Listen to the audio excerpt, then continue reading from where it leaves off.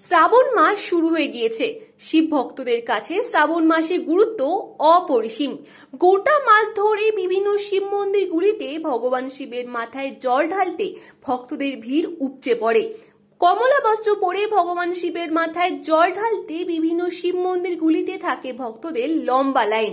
শ্রাবণ মাসের সোমবারগুলিতে নির্জলা উপোস করে ভগবান শিবের মাথায় জল ঢালতে ভক্তদের সমাগম বিভিন্ন শিব মন্দিরগুলিতে লক্ষ্য করা যায়।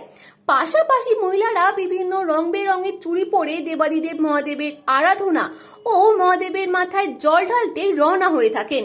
সারা মাস জুড়ে কাচের চুড়ির বাজার থাকে তুঙ্গে। দেখা গেল বিভিন্ন দোকানগুলিতে রং বেরঙের কাচের চুড়ি রয়েছে। ব্যবসায়ীরা জানিয়েছেন প্রতি বছরের মতো এবছরও ভালোই বিক্রি হচ্ছে। এবার 20,000 টাকা চুড়ি 20,000। কি আশা রাখছেন সব বিক্রি হয়ে যাবে?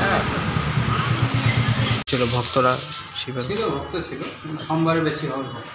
আচ্ছা, সোমবার করে বেশি ভিড় থাকে, সকাল থেকে ভিড় থাকে মন্দির, আমাদের মন্দিরে ভিড় হয়।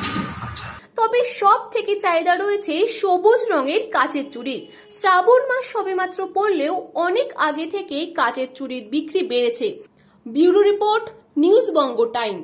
এই খবরটি নিবেদন করছে স্বামী বিবেকানন্দ ইউনিভার্সিটি, আপনার সন্তানের স্বপ্নের ভবিষ্যৎ গড়ে তোলার একমাত্র সঠিক ঠিকানা।